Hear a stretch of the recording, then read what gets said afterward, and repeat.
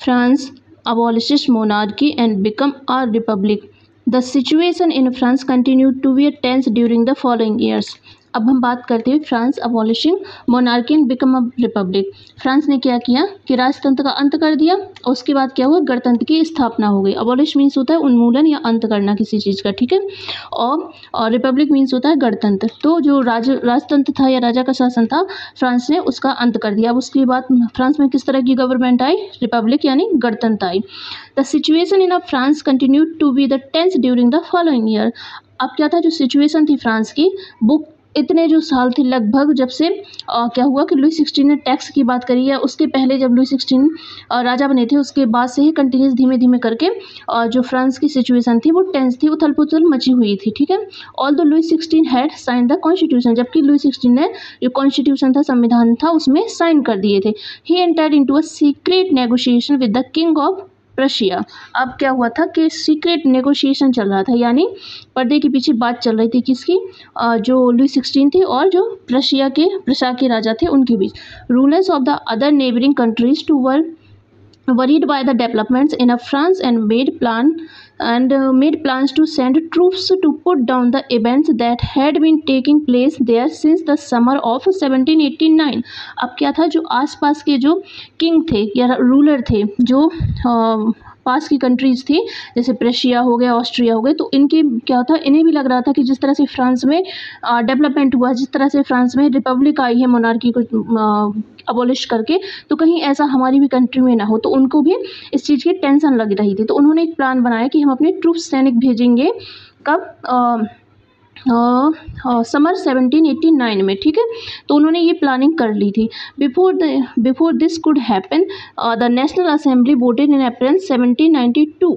अब देखो क्या हुआ कि जो नेशनल असेंबली थी उसने ये इन लोगों ने प्लानिंग करी थी 1789, और नेशनल असेंबली ने अप्रैल 92 में एक वॉर डिक्लेयर कर दी। किसके अगेंस्ट, प्रशिया और ऑस्ट्रिया के अगेंस्ट एक वॉर डिक्लेयर कर दी। किसने, नेशनल असेंबली ने, ठीक है। नेशनल असेंबली जो रिपब्लिक लेके आई थी, ठीक है, जो थर्ड स्टेट के लोग थे उन लोगों ने नेशनल असेंबली को बनाया था, ठीक है।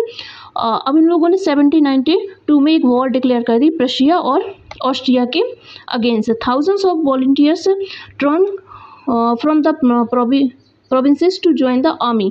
अब देखो, थाउजेंड्स वॉलंटियर्स मीन्स होता है स्वयंसेवक, ठीक है। ट्रंक मीन्स हो गया भीड़, और प्रोविंस मीन्स होता है प्रांत, तो जो आर्मी तो आपको पता ही सेना। तो इन जो स्वयंसेवक थे उनकी बहुत भीड़ इकट्ठी हो गई प्रांत में, किस चीज़ के लिए, कि हम आर्मी ज्वाइन करेंगे। किसके लिए आर्मी ज्वाइन करेंगे, क्योंकि जो 1792 में असेंबली, जो नेशनल असेंबली ने वॉर किसके अगेंस्ट डिक्लेयर कर दी, प्रशिया और ऑस्ट्रिया के अगेंस्ट। तो उन लोगों ने डिसाइड किया कि बहुत सारे लोग जो खुद आगे से सेवा देना चाहते थे आर्मी में अपनी, तो अभिजात वर्ग था, जो संपन्न वर्ग था, उनके खिलाफ क्या थी, जो सामंती वर्ग था उनके खिलाफ ये क्या थे, वॉर थे। वो लोग सोच रहे थे इस तरह का। ओवर यूरोप, पूरे यूरोप के लिए। Among the patriotic song they sang was the Marseillaise. ये कौन सा सॉन्ग था, मार्शलेस। पैट्रियाटिक मीन्स देशभक्तिपूर्ण, और मार्शलेस एक सॉन्ग था। कंपोज बाय, ये किसने कंपोज किया था, ये अंडरलाइन करने वाली चीज़ है। ये किसने कंपोज किया था सॉन्ग, जो था रॉजर डी लाइल ने। किसने, रॉजर डी लाइल ने ये सॉन्ग कंपोज किया था। कौन सा सॉन्ग, मार्शलेस, ठीक है। It was sung the first time by the volunteers for Marseilles as they march into Paris and so got its name. The Marseillaise is now a national anthem of France. अब क्या है, जो मार्शले है वो national anthem हो गया है किसका, फ्रांस का। तो ये इंपॉर्टेंट क्वेश्चन यहाँ से बन सकता है। तो मार्शले किसने कंपोज किया था, रॉजर डी लाइल ने, ठीक है। The revolutionary wars brought losses and the economic difficulty to the people।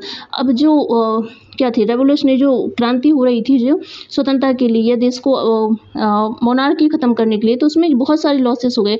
जैसे कि इकोनॉमिक लॉसेस, आर्थिक जो थी वो बहुत सारे लॉस हो गए। लेकिन डिफ़िकल्टीज हो गई लोगों को। किस तरह की डिफ़िकल्टीज हो गई, while the man one away fighting at the front. अब जो पुरुष थे उनको सामने से जाके युद्ध करना पड़ता, तो जिम्मेदारी किसके ऊपर आ जाती थी, महिलाओं की। Women were left cope with the tasks earning a living and the looking after their families. उनको अर्निंग भी करनी पड़ती थी, उनको अपनी फैमिली का ख्याल भी रखना पड़ता था, क्योंकि जो मेंस थे वो कहाँ गए थे, वो वॉर में इंक्लूड हो गए थे, वॉर करने गए थे।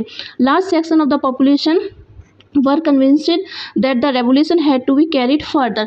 अब जो बहुत जनसंख्या थी, जो जनसंख्या का क्या मानना था कि जनसंख्या की जनता का ये मानना था कि जो क्या थी, क्रांति को और आगे बढ़ाया जाना चाहिए। उन लोगों का क्या मानना था कि जो large section of the population, जो एक बड़ा वर्ग था पॉपुलेशन का, उनका क्या मानना था कि revolution had to be carried further, और आगे बढ़ाया जाना चाहिए। As the constitution of 1791 gave political rights only the richer section of the society. क्योंकि जो 1791 का जो क्या आया था, कॉन्स्टिट्यूशन आया था, उसने क्या किया था, जो रिचर या जो अमीर लोग थे उनको ही क्या किया, उनको ही राइट्स दिए थे, पॉलिटिकल राइट्स। आप लोगों ने पिछले वीडियो में देखा भी होगा, पढ़ा भी होगा, इसके बारे में बताएगा। अगर आप लोगों ने नहीं देखा तो एक बार जाके उस वीडियो को आप देख लीजिए, उससे क्या होगा कि आपको पता चल जाएगा पीछे की कहानी क्या थी, ठीक है। फिर इसके बाद ये वीडियो आपको अच्छे से समझ में आ जाएगा। Political clubs become an important rallying point of the people who wish to discuss government policies and plan their own forms of action। अब क्या था, पॉलिटिकल क्लब बन गए इस टाइम बहुत सारे, ठीक है। और ये रैली वगैरह भी करते, ये क्या करते थे, डिस्कस करते किस तरह की गवर्नमेंट की जो पॉलिसी हो गई या प्लान हो गई, उनको अब किस तरह से किया जा रहा है, इसके बारे में ये लोग डिस्कस करते थे। Okay, the most successful of the clubs was the Jacobin. अब ये इंपॉर्टेंट लाइन है, जैकोबिन क्लब जो उस टाइम था वो सबसे सक्सेसफुल क्लब था। Which got the name for the former convent of the saint Jacob in Paris. इनका नाम कहाँ से आया था, जैकोबिन क्लब का नाम आया था, जो कॉन्वेंट और जो सेंट थे कौन, जैकब, इनके नाम से इनका नाम आया था। Women too who had been active throughout this period, जो महिलाएं थी वो भी बहुत एक्टिव थी इसकी इस टाइम, ठीक है। Form the their own club, उनकी भी अपनी खुद के क्लब थे, जो आपको सेक्शन 4 में पढ़ाया जाएगा बाद में, ठीक है। The member of the Jacobin club belonged mainly to the less prosperous section of the society. ये क्या थे, जो लेस प्रॉस्परस यानी कम समृद्धशाली गरीब लोग थे, उनकी सोसाइटी से बिलोंग करते थे। कौन, जैकोबिन क्लब के जो मेंबर थे। दे इंक्लूडेड स्मॉल शॉपकीपर, ये कौन थे, स्मॉल शॉपकीपर, छोटे दुकानदार भी होते थे, आर्टिशन भी होते थे, शू मेकर भी होते, प्रेस्टी कुक होते थे, वॉच मेकर होते थे, प्रिंटर्स होते थे, as well servant and daily wages worker. इस तरह के लोग इस जो जैकोबिन क्लब था इसके मेंबर हुआ करते थे। There leader was the Maximilian Robespierre. इसके लीडर कौन थे, ये बहुत इंपॉर्टेंट लाइन है, इसके लीडर थे जो कौन थे, the leader was the Maximilian Robespierre. इसके जो जैकोबिन क्लब के मेंबर थे, जो लीडर थे, उसके लीडर का नाम था Maximilian Robespierre. A large group among the Jacobin decided to start wearing long striped trousers similar to those worn by the dock workers. इन लोगों ने कैसा कपड़े पहनने स्टार्ट कर, देखो आप लोग देख सकते हैं, इस तरह के कपड़े पहनने उन्होंने स्टार्ट किए, जो कैसे थे, स्ट्राइप थी, जो खड़ी लाइन है, इस तरह की खड़ी लाइनों वाली उन्होंने क्या किया, ट्राउजर्स पहनने स्टार्ट कर दिए। इस तरह के ट्राउजर्स कौन पहनता था, डॉक वर्कर्स होते थे, वो पहनते थे, उसी तरह के लोगों ने पहनना स्टार्ट किया। This was the set themselves apart from the fashionable section of the society. ये क्या थे, फैशनेबल सोसाइटी से अपने आप को अलग दर्शा रहे थे, ठीक है। स्पेशली नोवेल्स, जो नोवेल्स थे उनसे अपने आप को अलग दर्शाने की कोशिश कर रहे थे। वो नी ब्रिजेस, ये जो नोबेल लोग थे वो कैसे थे, नी ब्रिजेस यानी घुटने तक के जो कपड़े होते थे वो पहनते थे। Was a way of the proclaiming the end of the power blinded by the wearers of the knee breeches. अब ये क्या था, ये प्रचार कर रहे थे, किस तरह का प्रचार कर रहे थे, जो नी ब्रिजेस थे उनके जो पहन रहे थे उनसे अपने आप के जो स्ट्राइप थे उस तरह की चीज़ों का। This Jacobin came to be known as the sans-culottes. इनको क्या जाना था, सेंट क्लॉट्स के नाम से जाना जाता था, ठीक है। Literary meaning of those without knee breaches, इनको जाना जाता है, जिसका मतलब था विदाउट नी ब्रीचेस, ठीक है। Saint clot mean wore in addition to red cap and the symbolic liberty. इसका मतलब था कि ये सिम्बॉलिक करते थे किस तरह का, रेड कैप पहनकर। Women however not allowed to do so, और विमेंस को ये सब अलाउ नहीं था। In the summer of 1792, the Jacobin planned to the insurrection of the large number of the Persians who were angered by the short supplies of the high prices of food। अब देखो 1792 में क्या हुआ, Jacobins ने plan किया, किसके लिए plan किया कि किस चीज़ के लिए, पर्शियन के जो प्लान किया, शॉर्ट सप्लाई किस चीज़ की हो रही थी, फूड की शॉर्ट सप्लाई हो रही थी। On the morning of August 10th they stormed a palace of the, देखो अब इन लोगों ने क्या किया कि हम एक हाँ क्रांति करेंगे या एक छोटा सा, तो इन लोगों ने एक क्रांति करी। ये लोग कहाँ हुए तुइलरीज, ये है तुइलरीज, एक जगह है प्ले, वहाँ पे ये तुइलरीज के पैलेस के पास प्लेस के पास ये लोग हुए इकट्ठे हुए। तो massacred kings and guards and held the king himself as hostage. अब इन लोगों ने क्या किया, इन लोगों ने क्या हुआ कि जो राजा थे उनको राजा उनके जो कौन थे गार्ड्स थे उनको, अरे राजा के गार्ड्स को मारकर उनको अरेस्ट कर लिया राजा को, और कई घंटों तक इन्हें बंदी बनाए रखा है। ठीक है, बाद में क्या हुआ, later assembly voted imprison the royal family. जो उसके बाद असेंबली ने वोट किया किसके लिए, कि जो रॉयल फैमिली है उसको प्रिजन में डाला, जेल में डाला। Election were held from now on all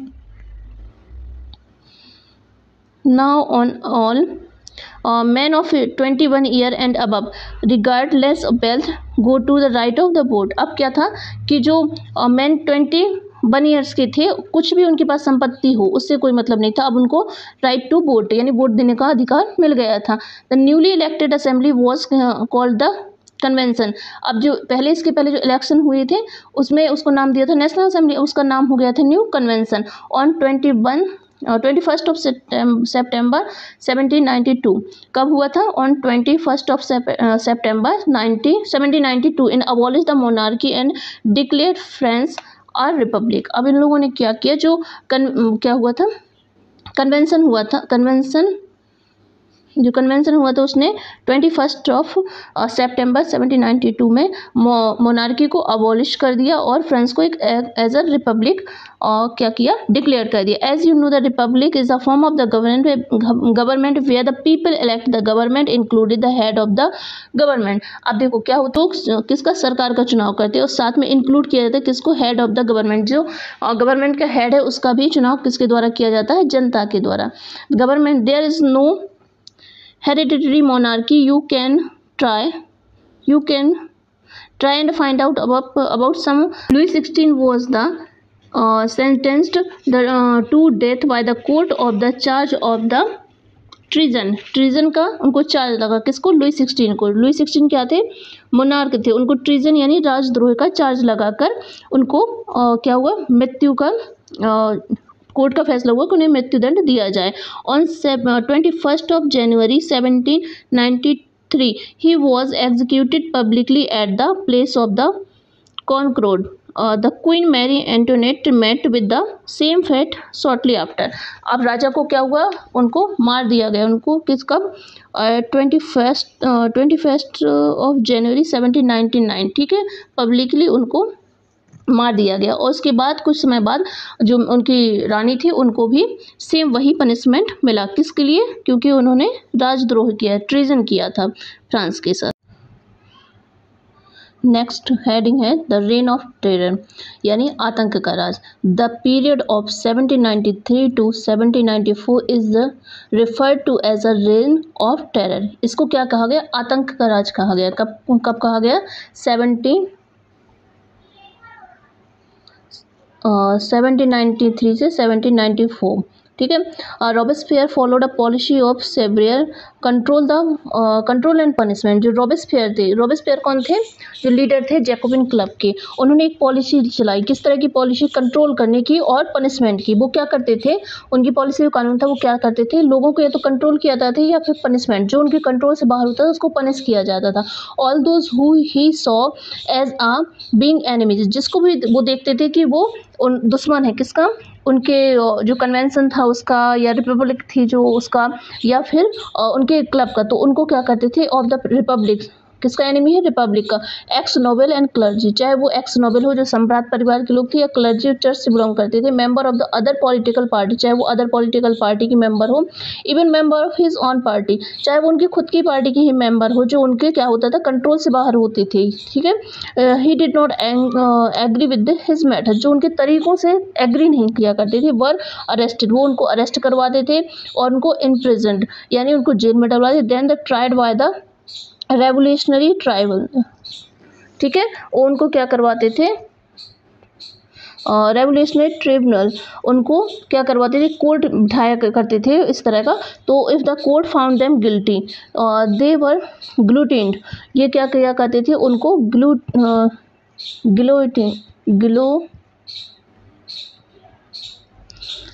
guillotine करवा दिया जाता था उनका। The guillotine is the device consist of the 2 poles and the blade with which a person is beheaded। अब देखो इसका क्या होता था, गिलोटिन एक डिवाइस होती थी, ठीक है, इसका अभी आपको चित्र में दिखा दिया जाए, पर एक डिवाइस होती है, इसमें एक ब्लेड टाइप की लगी रहती थी। यहाँ पे जो व्यक्ति होता था उसका सिर रखा जाए, हेड रखा जाए, तो ये ब्लेड ऊपर से आके उस व्यक्ति का सिर कट कर देती थी। तो इस तरह का उनको पनिशमेंट दिया जाता था, ठीक है। तो ये 93 से 94 के बीच में बहुत ज़्यादा हुआ। किसने करवाया, जो रॉबेस्पियर थे उनके द्वारा ये चीज़ें करवाई गई। The guillotine is it was the named of the doctor Guillotin who invented it. उनका इसका नाम ही डॉक्टर गिलोटिन इसका नाम ही डॉक्टर गिलोटिन के नाम से रखा गया, जिसने इनको क्या किया था, इसको बनाया था। Robespierre government issued law placing a maximum ceiling on wages of the prices. अब लोग जो मैक्सिमम रॉबेस्पियर की जो क्या थी गवर्नमेंट थी, उसने क्या किया कि और जो वेजेस थी वो तय कर दिए, ठीक है, वेजेस की प्राइस एकदम तय कर दिए। Meat and bread were the ration, meat और जो ब्रेड है उसकी राशनिंग कर दी गई। Peasant were forced to transport their grain to the cities and sell it at price fix by the government. और जो पीजेंट थी उनको बताया गया कि आपको क्या करना है, अपना जो ग्रेन है वो कहाँ लेके जाना है, सिटीज़ की ओर लेके, सिटीज़ में ले जाना, सेल करना है कितने पे, जितने में गवर्नमेंट द्वारा प्राइस फिक्स किया गया है, ठीक है, उसके द्वारा। The use of the more expensive white flower was the forbidden. और जो वाइट फ्लावर क्या था, सफ़ेद जो आटा था उसको रोक दिया गया। और citizen were the required to eat the plain delegated equality, यानी इसको समानता की रोटी कहा गया। सबको एक सी ही रोटी, जो वाइट बिल्कुल सफ़ेद आटा था और उसको रोक दिया गया, और इक्वालिटी की रोटी की बात कही गई। Loaf made by the whole wheat, और जो लोफ था और जो ब्रेड बनाने के लिए लोफ यूज़ किया जाता है उसका क्या होल व्हीट का बनाया जाना लगा था। Equality was also shouted of the practice through form of the speech and address, ठीक है, इंस्टेड ऑफ द ट्रेडिशनल मॉन्सियर, जो ट्रेडिशनल में मॉन्सियर बोला जाता था, मॉन्सियर और मैडम, तो ये चीज़ें बंद कर दी गई, ठीक है, सर के लिए यूज़ किया जाता था और जो मैडम के लिए यूज़ किया था। All French man and women were the hands fourth सिटियन, क्या थी ये, सिटियन एंड सिटीजन थे। Church was shut down, church को क्या किया गया, बंद कर दिया गया। एंड देयर बिल्डिंग, इनकी बिल्डिंग को क्या किया गया, बैरक में और ऑफिस में कन्वर्ट कर दिया गया, ठीक है, इनकी बिल्डिंग को बैरक में और ऑफिस में कन्वर्ट कर दिया गया।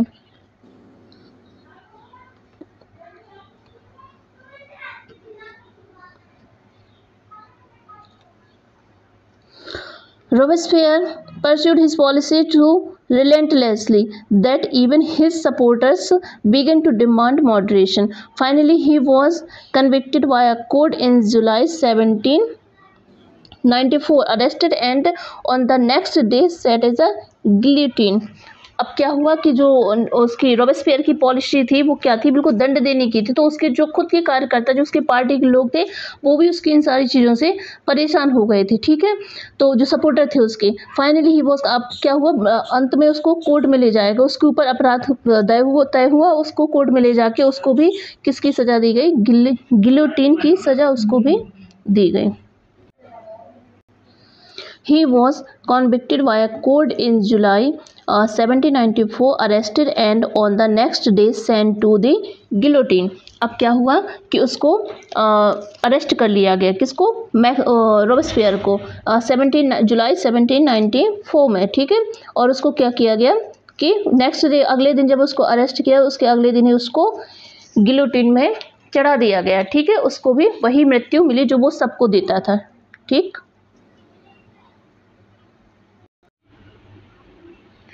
डायरेक्टरी रूल्स फ्रांस, और डायरेक्टरी शासित फ्रांस की बात करते हैं।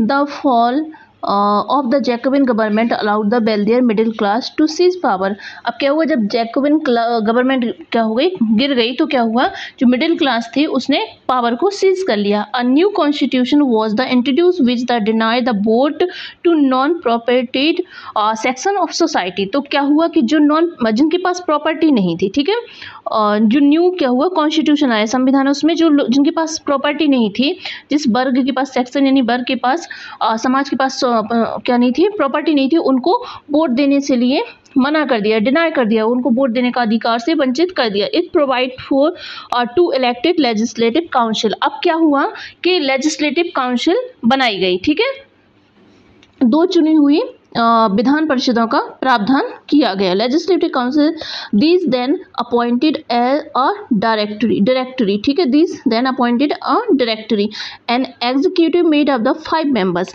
अब क्या हुआ, 2 चुनी हुई विधान परिषदों का प्रावधान हो गया। इन विधान परिषदों में क्या हुआ कि 5 सदस्यों वाली एक कार्यपालिका यानी डायरेक्टरी को नियुक्त किया गया। अब देखो इसको अच्छे से समझ लो क्या हुआ था। देखो स्टार्टिंग से इसको समझा दें। It provide of 2 elected legislative council. क्या हुआ, 2 चुनी हुई विधान परिषदों का, ठीक है, ये हुआ। This then appointed as a directory. इसको अपॉइंट करने का जो क्या थे, जो विधान परिषद थी, इसमें 2 विधान परिषद थी, इसमें टोटल कितने सदस्य थे, 5 मेंबर थे, इसमें 5 मेंबर थे। और ये क्या करते थे, डायरेक्टरी के क्या करते थे, नियुक्त करते थे, ठीक है। 2 चुनी हुई विधान परिषदों का प्रावधान। इन परिषदों में 5 सदस्यों वाली एक कार्यपालिका जिसको डायरेक्टरी, ठीक है, लेजिस्लेटिव हो गई। ये देखो ये एक लेजिस्लेटिव, ये एक लेजिस्लेटिव हो गई, ठीक है। ये क्या हुए, 2 लेजिस्लेटिव हो गई। अब इसमें क्या हुआ, जो एक डायरेक्टरी बनती थी, एक डायरेक्टरी होती है, उसमें टोटल कितने सदस्य होते थे, 1 2 3 4 एंड 5, ठीक है। तो 2 लेजिस्लेटिव हो गई और एक डायरेक्टरी हो गई। इसके जो लेजिस्लेटिव थे और जो डायरेक्टरी थी, इसमें टोटल 5 सदस्य थे। लेजिस्लेटिव अलग चीज़ है और डायरेक्टरी अलग चीज़ है, ठीक है। तो 2 लेजिस्लेटिव इलेक्टेड, वो 2 इलेक्टेड लेजिस्लेटिव काउंसिल हो गई, विधान परिषद हो गई 2, और फिर एक डायरेक्टरी बनाएगी जिसमें टोटल 5 मेंबर्स होते थे, ठीक है, एग्जीक्यूटिव यानी कार्यपालिका। This was meant as a safeguard against the concentration of power in a one-man executive as under the Jacobin.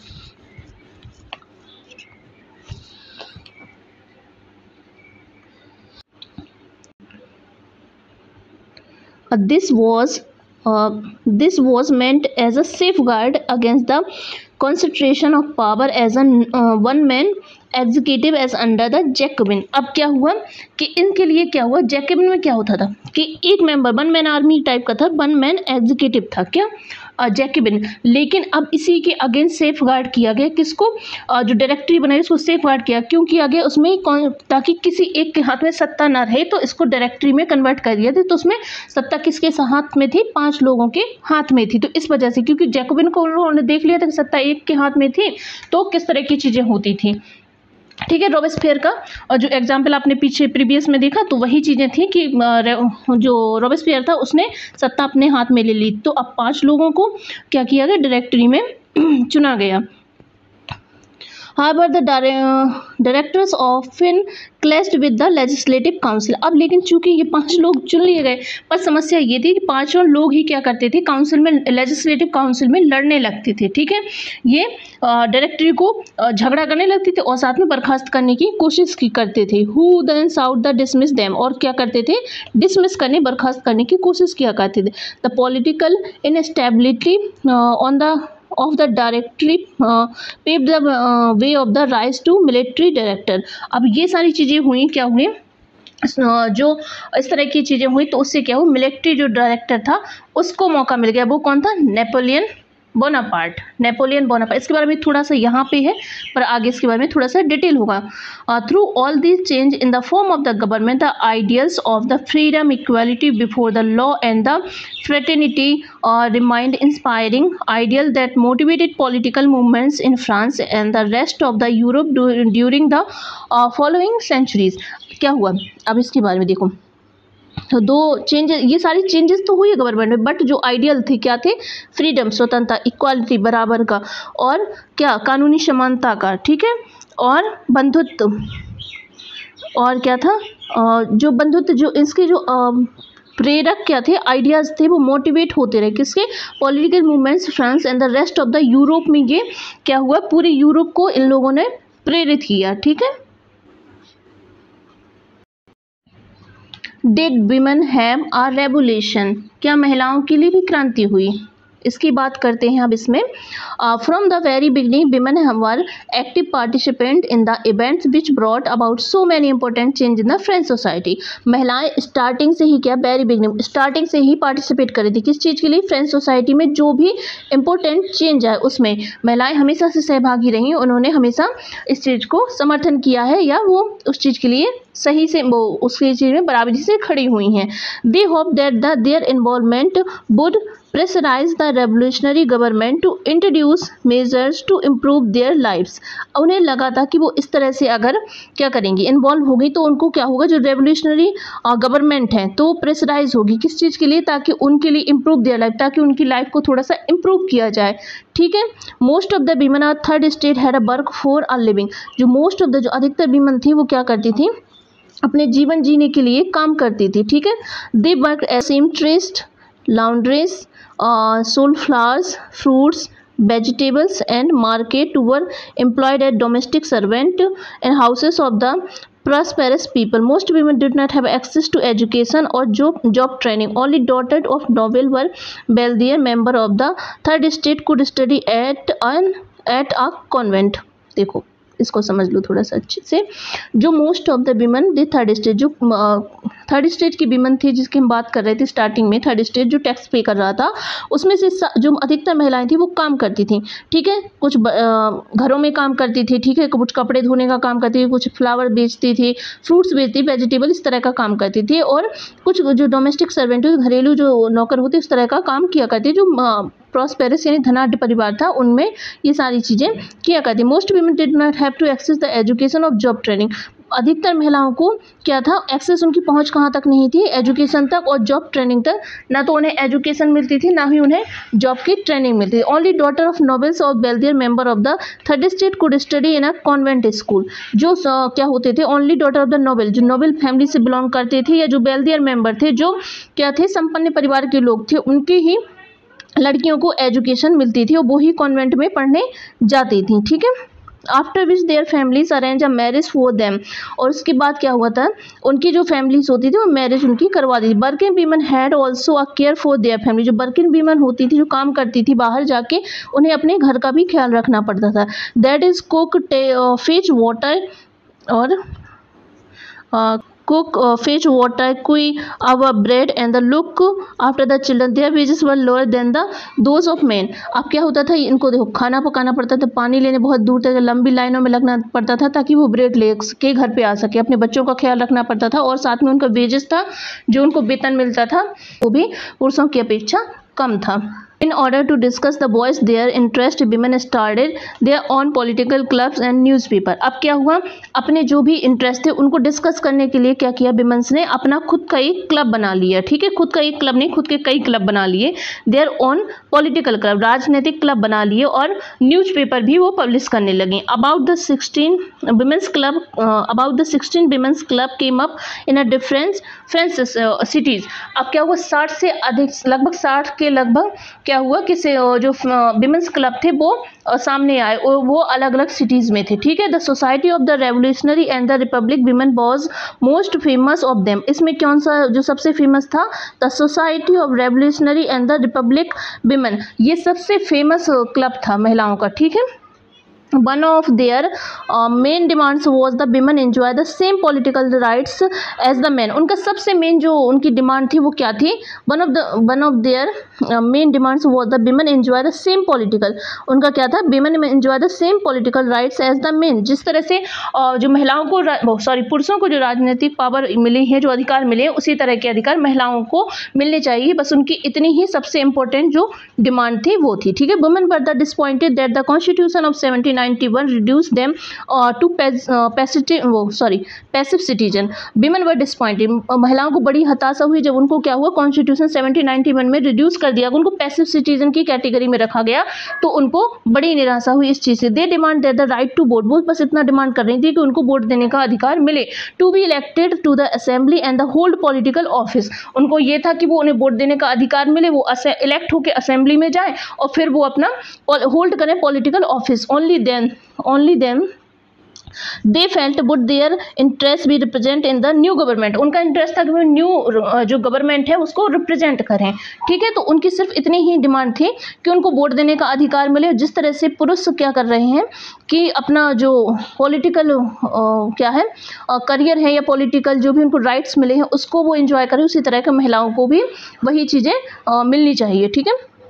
इसके बाद हम बात करते हैं in the early years the revolutionary government did introduce law that help improve the lives of women together with the certain of state schooling was made compulsory for all girls. अब क्या हुआ early years में जो starting years में revolutionary of the government, जो government की जो क्रांतिकारी गवर्नमेंट थी उसने क्या किया, इंट्रोड्यूस लॉ एक लॉ कानून लाया उसमें help improve to lives women, उनकी महिलाओं की लाइफ में थोड़ा सा सुधार करने के लिए together with the certain of state school, जो गवर्नमेंट स्कूल है उनको ओपन किया गया और schooling was made compulsory for all girls, और जो स्कूलिंग थी जो शिक्षा का अधिकार थे वो सभी महिलाओं को जो बच्चियों को कंपलसरी कर दिया गया। Their father could not longer force them into marriage against their bill. अब क्या होता था जो उनके फादर है पिता है वो उनकी मर्जी के बिना उनकी शादी नहीं कर सकते थे। Marriage was made into a contract entered into the freely and registered under civil law. अब क्या हुआ था शादी को रजिस्टर करना अनिवार्य कर दिया गया, ठीक है। सिविल लॉ के तहत इसको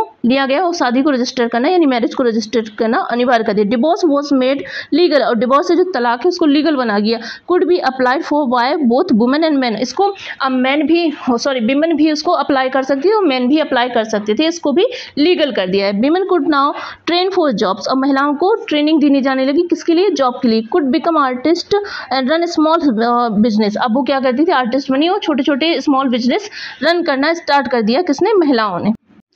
Women movements for voting right and equal wages continued through the next 200 years in many countries of the world. The fight for the vote was carried out through an international surface women movement during the late 19th and early 20th century. The example of the political activities of French women during the revolutionary years was kept alive as an inspiring memory. It was finally 1946 that women in France won the right of the vote.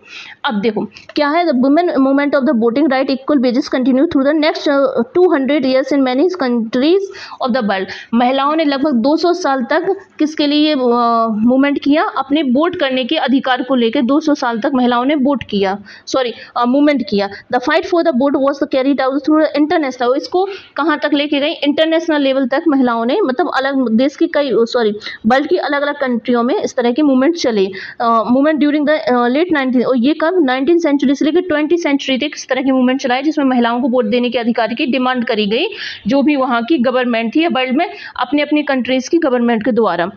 The example of the political activities of the French women, अब जो क्या था French example लिया जाएगा French women का, तो during the revolutionary years was kept alive in the inspiring memory. बहुत मतलब it was finally 1946 that women in France won the right to vote, और 1789 से लेके 1791 से लेकर 1946 में जाके फ्रेंच विमेन को क्या मिला, वोट देने का अधिकार मिला। द अबॉलिशन ऑफ स्लेवरी यानी कि दास प्रथा का अंत। One of the most revolutionary social reform of the Jacobian regime was the abolition of slavery in the French colonies. देखो रेवोल्यूशनरी जो सोशल रिफॉर्म था उसमें जैकोबिन क्लब का जो शासन था उस समय की जो सबसे महत्वपूर्ण घटना थी वो क्या थी, स्लेवरी दास प्रथा को खत्म करना, ठीक है। फ्रेंच कॉलोनी में दास प्रथा को खत्म करना, ये किसने किया था, ये जैकोबिन क्लब के द्वारा किया था। The colonies in the Caribbean और मार्टिनिक, ग्वाडेलोप और सेंट डोमिंगो, ठीक है, इनको अंडरलाइन कर लो आप लोग। जो कॉलोनीज थी कौन कौन सी थी, एक तो थी कैरेबियन, सेकंड थी मार्टिनिक, थर्ड इज ग्वाडेलोप और फोर्थ इज सेंट डोमिंगो, ठीक है। Were the important suppliers of the commodities such as the tobacco, indigo, sugar and the coffee, ठीक है। ये किसकी सप्लाई करती थी, ये सप्लाई करती थी टबैको तंबाकू, इंडिगो नील और शुगर, और कॉपरेंस of the Europeans to go and work in distant to unfamiliar lands meant a shortage of the labor on the plantation. So this was met by the triangular slave trade between the Europe, Africa and America. अब देखो क्या होता था, जब Europeans to go and work in distance, जब लोग दूर जाने से मना कर देते, अपने देश अपने परिवार से दूर जाने से मना कर देना, किसका मतलब, ये मतलब था कि शॉर्टेज हो जाएगी। किसकी शॉर्टेज हुई? लेबरर्स की शॉर्टेज हुई। किस क्षेत्र में? प्लांटेशन के लिए। So this was the made by the triangular slave. अब ट्रायंगुलर स्लेव बना दिया। ट्रायंगुलर स्लेव्स का मतलब क्या है कि इन तीन देशों के बीच में से स्लेब्स आएंगे जाएंगे, एक दूसरे को इनकी आपूर्ति करी जाएगी। ठीक है, देखना जैसे कि इस तरह से। ठीक है, अब इसमें कौन कौन से देश थे? एक यूरोप था, देश नहीं, continent, Europe, Africa and America. The slaves trade began in the 17th century। French merchants sailed from the ports of the Bordeaux और नैंटेस। कहाँ से लेते थे ये? बोर्डो और नैंटेस से जो स्लैब्स खरीदते थे, जो मर्चेंट होते थे, वो स्लैब खरीदते थे, वो कहाँ लेके जाते थे? अपने जहाज, वो लेके जाते थे अपने जहाज कहाँ? बोर्डो और नैंटेस में। टू द अफ्रीकन कोस्ट, ये अफ्रीकन कोस्ट यानी तट होता था। Where they bought slaves from the local chieftains, जो लोकल चीफेंस थे उनसे वो क्या करते थे? स्लैब्स यानी दासों को खरीदते थे। ब्रांडेड, उसमें क्या किया जाता है? इनको ब्रांडिंग की जाती। ब्रांडिंग इनको उनके ऊपर एक वो लगा दिया था, दाग टाइप का लगा दिया जाता था। एंड क्या किया जाता है? इनको सेलेक्ट किया जाता था। ठीक है, सेलेक्ट किया जाता है, इनको बांध दिया जाता है, बेड़ी लगा दी जाती थी। ठीक है, the slabs were packed tightly into ship for the 3 months long was across the Atlantic और टू द कैरेबियन। अब इनको क्या किया जाता था? इनके ऊपर एक ब्रांडिंग कर जाती, इनके ऊपर एक ठप्पा लगा दिया जाता था और इनको बेड़ियाँ पहना दी जाती और उनको 3 महीने के लिए एक शिप में मतलब बंद कर दिया जाता है, ठूंस दिया जाता है, इनके ऊपर एक इस तरह से बना दिया जाता है। अटलांटिक से ये लोग कहाँ? कैरेबियन लेके जाया जाता था। किसको? स्लैब्स को, जो दास होते थे उनको। ठीक है, there they were sold to plantation owner, और जो प्लांटेशन ऑनर होते हैं उनको इन्हें बेच दिया जाता था। ठीक है, the exploitation of slave labour made it possible to meet the growing demand in European market for sugar, coffee and indigo. अब इनको देखो क्या होता था, इनको exploitation of the slave labour made possible meet the growing demand of Europe में इनकी demand होती थी। क्यों डिमांड होती थी? क्योंकि प्लांटेशन इन्हीं के भरोसे चल रहा था। जो स्लेब्स खरीद के लिए लेके आए जाते थे, कहाँ से? अफ्रीका से। तो पूरा जो प्लांटेशन का सिस्टम था या प्लांटेशन का जो भी चल रहा था वो इन्हीं के भरोसे चल रहा था। Port cities like the Bordeaux और Nantes owned their economic prosperity of the flourishing slave trade. ये जो बोर्डो और क्या थे, नैंटेस जो थे, ये किसकी इकोनॉमी से इतना भव्य बना रहे थे या कितना फ्लरिशिंग कर रहे थे? किसकी वजह से?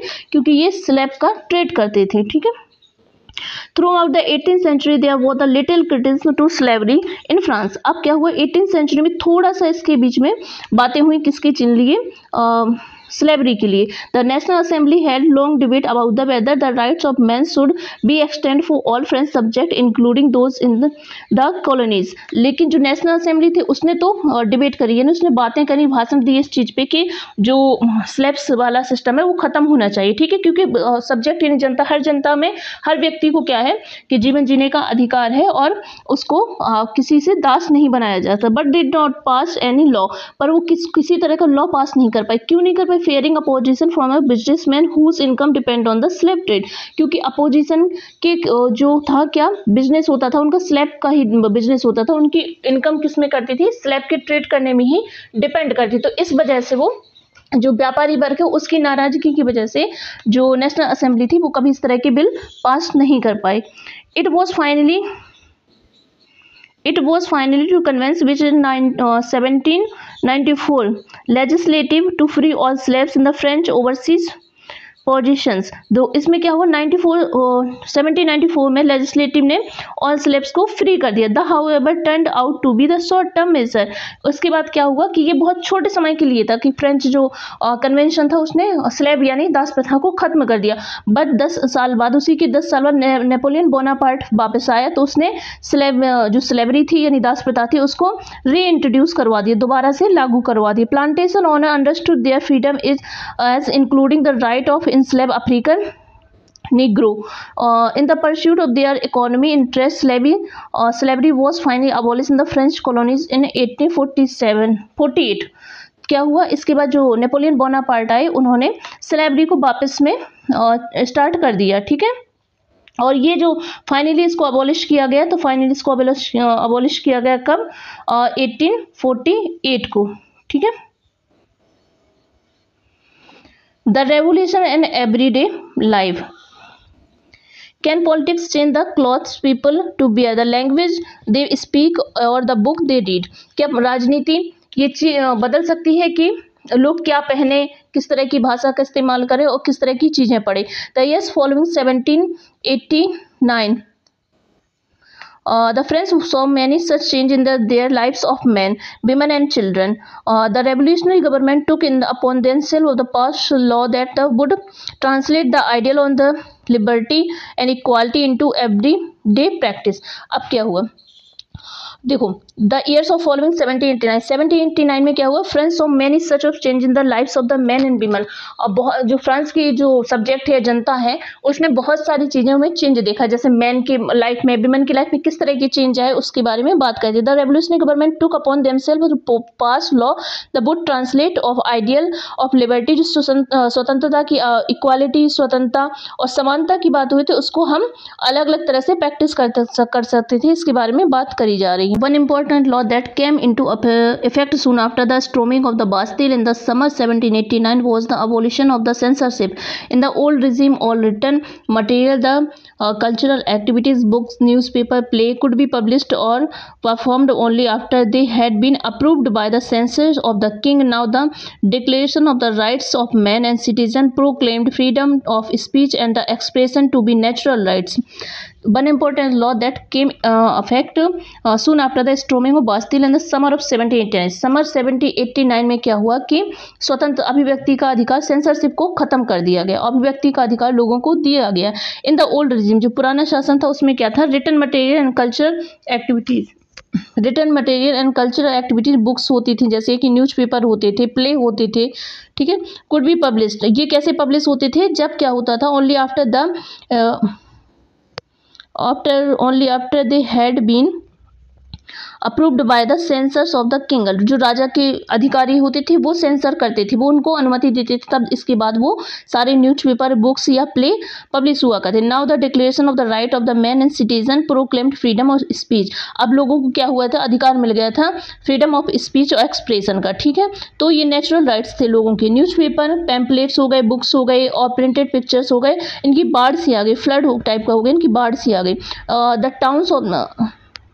The town of the France from where they traveled rapidly into the countryside। ये क्या हुआ? जो फ्रांस के छोटे छोटे शहरों से लेके पूरे गांव देहातों तक इनकी बाढ़ सी आ गई। They all described and discussed the event then change taking place in the France। जो फ्रांस में चीज़ें परिवर्तित हुई उनके बारे में डिस्कस हो रहा था, बातें हो रही थी। Freedom of the press also meant the opposing view of the event could be express. अब क्या होता है? जो फ्रीडम मिल गई थी प्रेस को, या स्पीच करने की जो फ्रीडम मिल गई, तो उससे क्या होता है? लोग एक दूसरे के बारे में लिख भी सकते थे। Each side out the convinced the other of the position through the medium of print. लोग एक दूसरे से बात कर सकते थे, अपने विचार रख सकते थे medium of the print. Play, जो ड्रामा होते थे, सॉन्ग्स जो गाए जाते, festive procession attract large number of the people, ठीक है, इस तरह से होता। This was the way of the could grasps identify with the ideas of the liberty and the justice of the political philosopher wrote about the length in text which only the handful of the educated people could read। अब क्या होता था? जो political, जो स्वतंत्रता के बारे में, जस्टिस, न्याय के बारे में जो बातें की, जो पॉलिटिकल फिलोसफर थे, उनने जो चीज़ें लिखी, वो जो विद्वान, पांडित्यपूर्ण उनने जो चीज़ें लिखी विद्वानों की भांति, तो उसको बहुत मुट्ठी भर लोग ही पढ़ सकते थे। क्यों पढ़ सकते? क्योंकि उतने लोग ही उस समय एजुकेटेड थे। अब बात करते हैं हम कंक्लूजन की। In 1804 Napoleon Bonaparte crowned himself empire of the France. वो क्या हो गए? फ्रांस का खुद को शासक या राजा घोषित कर दिया। He set out the conquer neighbouring European countries disposing dynasty and the creating a kingdom where he placed a member of his family। अब क्या होता है? उसने सत्ता को अपने हाथ में ले लिया और जो अपनी फैमिली के मेंबर थे उनको ही उसने उच्च पदों पे रख लिया, ठीक है। Napoleon saw his role as the, उसने बोला कि हम मॉडर्निज्म की ओर जा रहे हैं, यूरोप को मॉडर्न करने की कोशिश कर रहे हैं, ठीक है। नेपोलियन ने क्या कहा?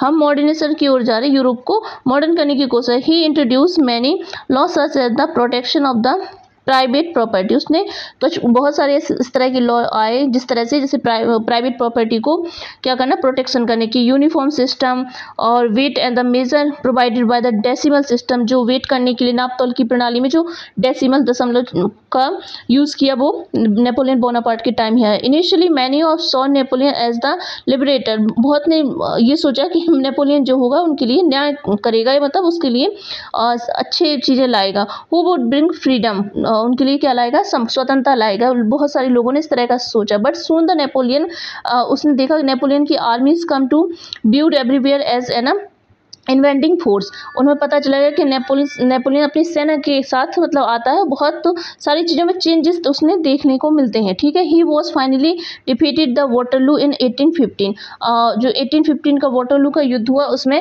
नेपोलियन बोनापार्ट हारा गया। Many of his major of the carried of revolutionary आइजर्स लिबर्टी एंड मॉडर्न लॉस और other part of the Europe had the impact of the people long after the Napoleon had left.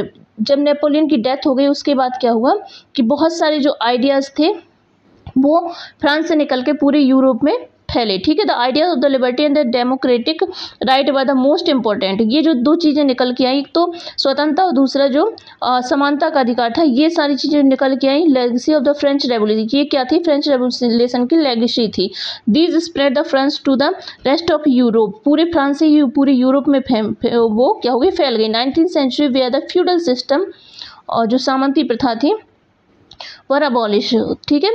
Colonies people रिब्रोक the idea of the freedom for the into the their movements of the create a sovereign nation state. Tipu Sultan, इसमें से टीपू सुल्तान हो गया या राजा राम मोहन रॉय हो गए, two example of individual who respond the ideas coming from the revolutionary France. इस chapter में हमने पूरा फ्रांस का जो रेवोल्यूशन है उसको कंप्लीट कर लिया। अगर आप लोगों ने प्रीवियस वीडियो नहीं देखे हैं तो आप उसमें पार्ट 1 से लेकर और ये शायद पार्ट 6 है, इस तक आप पूरे वीडियो एक बार देखिए। पूरा फ्रांस रेवोल्यूशन है, लाइन बाय लाइन आपको पूरा इंग्लिश टू हिंदी डिस्क्राइब किया गया, पूरा एक्सप्लेन किया गया है, तो आपको अच्छे से समझ में आ जाएगा। अगर आप इसको एक बार देख लेते हैं तो आपको और कहीं से पढ़ने की नीड नहीं होगी। धन्यवाद।